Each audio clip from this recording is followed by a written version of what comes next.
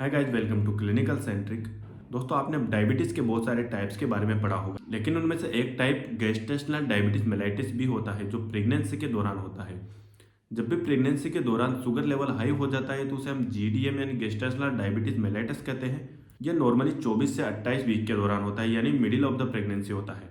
तो आज हम बात करने वाले हैं इसके कारण, लक्षण और इसके संभावित इलाज के बारे में, जो डॉक्टर्स के द्वारा दिया जाता है।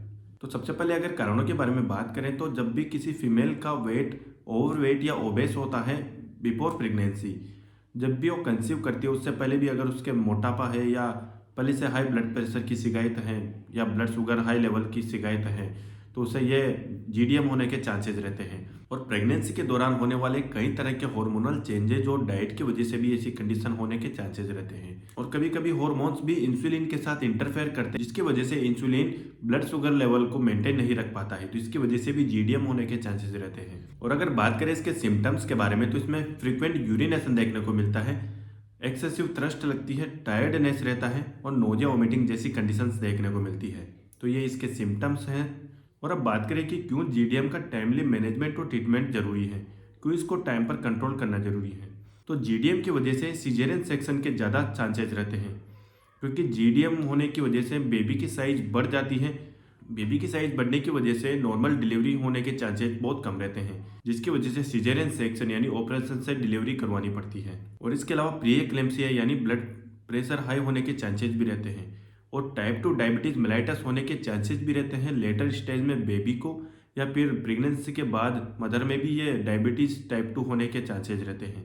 इसके अलावा ब्रेस्ट फीडिंग में भी प्रॉब्लम आती है मदर को, और जो बेबी है उसकी डिलीवरी के बाद उसमें सीजर्स की कंडीशन भी हो सकती है और हाइपोग्लाइसीमिया की कंडीशंस भी हो सकती हैं। उसका शुगर लेवल बहुत कम हो सकता है, जिसकी वजह से उसे सीजर आने की प्रॉब्लम हो सकती है। और इसके अलावा प्रीमेच्योर बर्थ भी हो सकता है, यानी समय से पहले डिलीवरी होने के चांसेस भी रहते हैं। तो जीडीएम का टाइम से कंट्रोल एंड मैनेजमेंट बहुत ज़्यादा जरूरी है, इसीलिए टाइम पर एएनसी करवाते रहें, टाइम पर एंटीनेटल चेकअप्स जो विजिट होती हैं समय समय पर करवाते रहें, ताकि आपको ब्लड प्रेशर या शुगर लेवल प्रॉपर टाइम से जांच होता रहे। तो आपको कंडीशन पता रखती रहेगी कि आपको ऐसी कंडीशंस तो नहीं है जैसे पीआईएच या जीडीएम जैसी कंडीशंस तो नहीं है। और अगर इसके मैनेजमेंट के बारे में बात करें तो आपको जंक फूड या प्रोसेस्ड फूड या ज़्यादा स्वीट फूड्स खाने से अवॉइड करने चाहिए। इसके अलावा आपको जो प्रॉपर डॉक्टर्स के द्वारा बताई गई एक्सरसाइजेज हैं उनको टाइम टाइम से करना चाहिए। एक्सरसाइज आपको रेगुलर करनी चाहिए। इसके अलावा स्मॉलर मील्स लें, यानी दिन में 3 से 4 बार खाएं, लेकिन एक साथ ज़्यादा ना खाएं।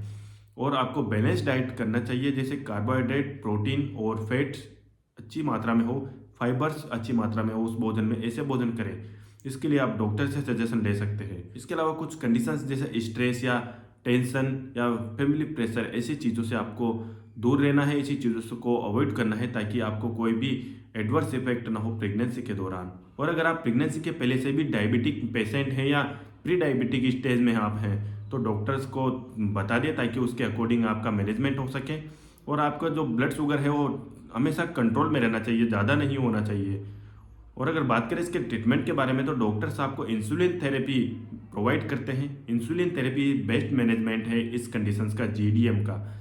और जीडीएम में आपको कोई दवाई लेने की ज़रूरत नहीं है। इंसुलिन थेरेपी आपको प्रेगनेंसी के दौरान चलेगी, बाद में जैसे ही डिलीवरी होगी आपको ब्लड शुगर भी नॉर्मल हो जाएगा और आपको इंसुलिन थेरेपी भी बंद हो जाएगी। तो दोस्तों, ये एक काफ़ी गंभीर कंडीशन हो सकती है अगर इसको इग्नोर किया जाए या टाइम से एएनसी जांचें नहीं करवाई जाए तो। इसलिए टाइम टाइम पर एएनसी जांच करवाना जरूरी है। और ऐसी जानकारी वाली वीडियोस के लिए चैनल को सब्सक्राइब कर लें, वीडियो को लाइक कर दें और बेल आइकन को ऑन कर लें। मिलते हैं नेक्स्ट वीडियो में एक और नई काम की जानकारी वाली वीडियो के साथ। तब तक के लिए जय हिंद, जय भारत दोस्तों।